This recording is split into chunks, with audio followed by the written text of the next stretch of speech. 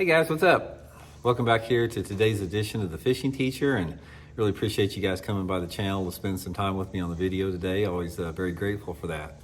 And guys, today we're going to be talking about common mistakes people make with the spinning reel, which there's a lot of them out there, and I'm going to go over some stuff, some do's and don'ts with it, and really is going to add up to a lot more efficiency. You're probably going to make better casts with it, longer casts, you're going to lose far less fish, so we're going to cover all that in today's video. Also, guys, quick reminder, I just wanted to invite everybody to please swing by and check out my Fish the Moment lake map breakdowns that I build for fishthemoment.com. I put the link in the description of this video, and these are maps that I built for fishthemoment.com that cover all 4 seasons of the year, gives you 40 good GPS waypoints you can download straight to your fish finder with tips and advice on how to fish every spot, and you can duplicate those spots and sort of run a pattern after you learn them. It's just a really good resource to learn more about your favorite lake or a lake you've never been on, to give you some good spots right off the bat, because most of these lakes that are on the breakdowns, I fished them myself personally, so I know them pretty good. So I'll put the link in the description again. Okay guys, spinning tackle, it's really a predominant technique, and here it has been for a long time, but in the age of forward-facing sonar, this is the primary tool that most people use with it. And guys, there's a lot of people that make a lot of different mistakes with a spinning reel that I sort of want to go over. And I sort of want to talk about just a wide range of different stuff that's really going to make you a little bit more efficient all the way around. Now, the first thing to remember, guys, is when you spool your line on a spinning outfit, notice the gap that I have there. I've got about 1/8 of an inch gap between the line and the outside of the spool. You never want to fill your reel, the line, all the way to the top of the spool, because you're going to get some bird's nests with it. Also, guys, use straight fluorocarbon. We hear people talking about they'd rather use braided fluorocarbon. Straight fluorocarbon is a much better choice on a spinning outfit for a lot of different reasons. But make sure that when you spool it on there, the line comes off of your line spool the same way it goes onto your reel spool. That way you'll eliminate a lot of line twist. And also, don't fill it where it's not any less than 1/8 of an inch. Like, don't leave like a 1/4 of an inch gap there, because you lose your casting distance. The next thing with it is the drag that you have on a spinning outfit.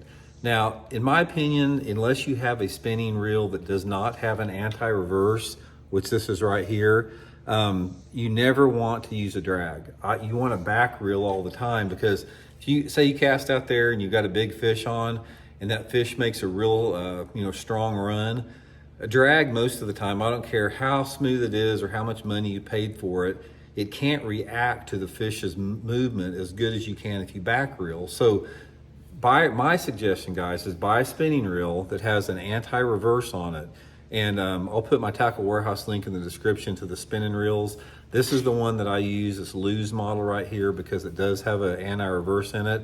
I would highly suggest when you buy a spinning reel, don't fall for the ones out there that do not have an anti-reverse, because the thing about back reeling is, like, when, say for example, and I've back reeled 40-pound stripers before, so you can't get them too big. Say I got a 10-pound bass on there, and that bass is hooked with one barb, it's barely hooked. When you can back reel, you can put them just a minimum amount of tension, and you can put a maximum amount of tension by tightening your drag very tightly. So what I do is I tighten my drag down where it doesn't slip, and I back reel all the time. Just when that fish makes it run, just reel the reel handle in reverse, and you can do it as fast or slow as you want to, and you can really put a lot more consistent pressure on it. Now, a lot of times you'll see guys like on the Elite Series, they've all got their drag loose on there, and you see them, they got a big smallmouth on, and you see them stripping out line like that. That's ridiculous. That if they would just back reel, they wouldn't have to go like this, because they know the drag is not reliable. So make sure, get a reel that has a anti-reverse on it. It's going to be that much lighter, and just keep your drag a little bit tighter on it. The next thing with it is how you hold a spinning outfit. Now, a lot of guys, I see them hold them in 100 different ways. I see some guys hold them like this. I see some guys hold them like this. I see some guys hold them like that. What you want to do is you want to put the reel handle in between these 2 fingers like this. So that is the way like this. This is the way that you want to handle it, because you've got the maximum amount of wrist power, and also you've got your finger in perfect position for the line with that. So always hold it just like this. But spinning reels are pretty easy to use, guys. The main thing you're worried about on it is how the line is spooled and how the drag is set or not set, and the anti-reverse. That's a big part of it. Another thing with that is the spinning reels that you get, you're going to be a lot better off if you use what's called a 3000 series. Now this is a fairly large spool on here. A lot of the guys use spinning reels are called a 2500 series, which are smaller diameter spools. But if you use a smaller diameter spool than the 3000 series, you lose your casting distance because the line has a lot more friction on it. So go with the 3000 series. And like I said, I'll put my Tackle Warehouse link in the description for your spinning reels. I think they got some sales going on right now. You might check it out and see, but always make sure you go for the 3000 series. It's just a much better setup as well. But anyway, guys, main thing that I would give you guys, if I could give you the best piece of advice with a spinning reel, is do not use a drag, learn to back reel. It's easy to do. Once you start back reeling, you're gonna master it and you'll never have the problems you will with that.